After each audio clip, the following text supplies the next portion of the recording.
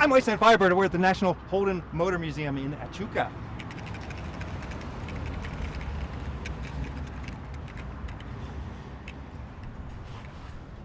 I'm Utes and Firebird. Today we're in Echuca, Victoria.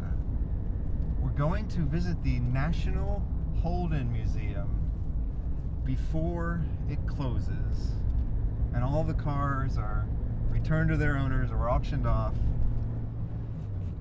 So it's both a happy day and a sad day. I've never seen this museum, and I will never see it again after this.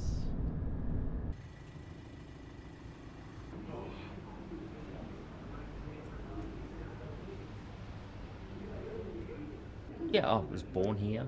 I went to school here. I live next door. Uh-huh. I don't work here. Yeah. I'm just a friend. When is this place closing? 14th of April. How long has this museum been here? The Holden Museum, about 8 years. But there have been so many iterations. Used to be the Embley Museum, which was more of a historic museum with lots of other stuff when I was growing up. It's just a wonderful, wonderful place. Well, it makes sense to start where it all began. At the really early Holdens here. And an army ute here. It's a Tirana SS hatch with a tent in the back. It's wonderful.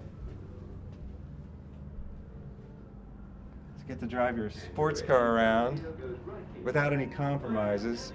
But then when the time comes to sleep in your sports car, you can work it out. I slept in a 1992 Toyota MR2 one time. It was not that easy. Not that pleasant. People were coming up to me and taking pictures, and I didn't know if they're taking pictures of the car or the homeless guy sleeping in the car. You can sleep in a Pontiac Trans Am, but you got to take out the passenger seat. The seats don't recline.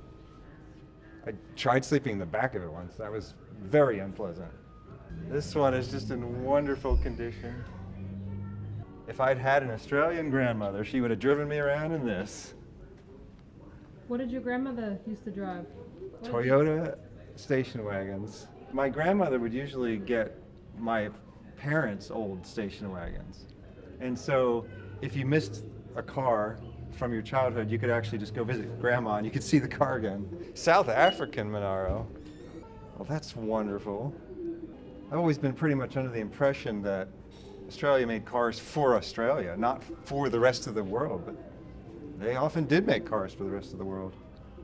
I'm just looking at the painting on the wall. This is gorgeous. It's an impressionist view of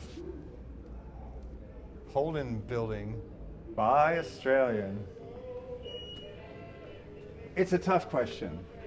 So there's a thing called comparative advantage in economics, where if you can't make something as inexpensively and as good of a quality as some other place, then it really does make sense to buy things from that other place.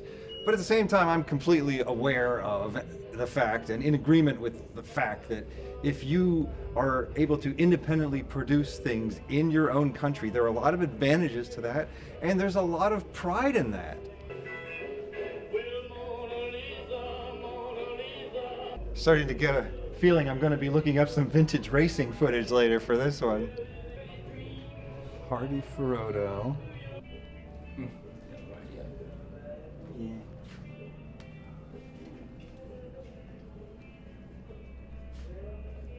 Car from the film Charlie and Boots. 74 Statesman prototype with a sunroof. The first LJ Tirana ever made. It was advertised as an SLR tribute, and then when she did the research, she found out it was a real SLR 5000.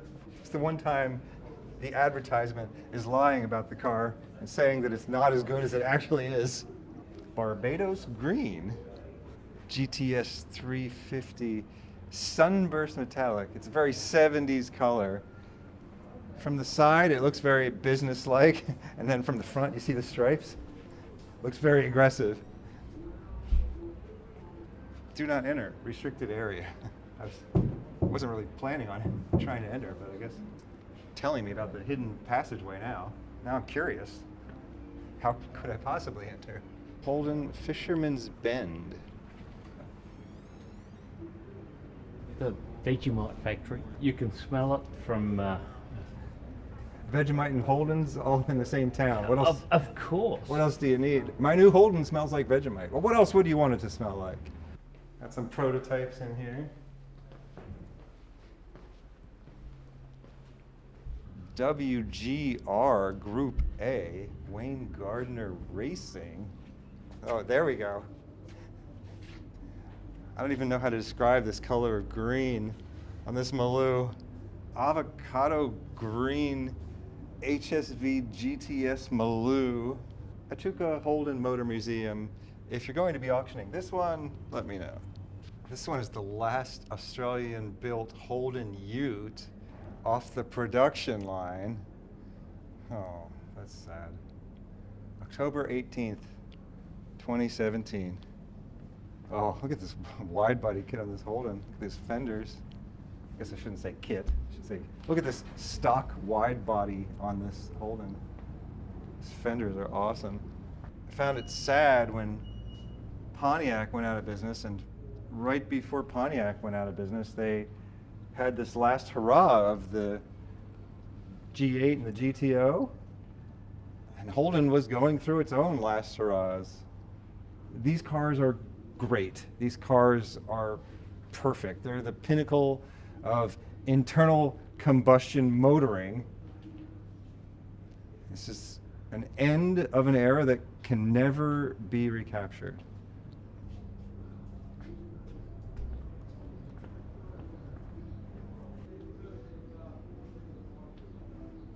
Got a lime green Ute over here. This Ute is a clone of something that never existed. Isn't that called a simulacrum? It didn't build an HQ GTS Ute. So it's not a clone, it's an imagined vehicle. Well, I'm not very good with high technology, but since the museum's shutting down anyway, they've allowed us to do a high-speed drone fly-through, so let's see if this thing works. Okay? Okay, there we go.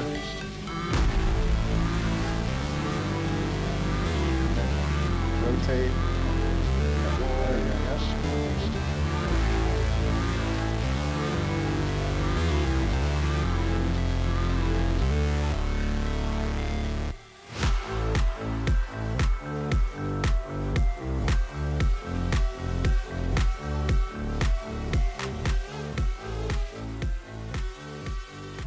Somebody brought something nice to the museum. Love it.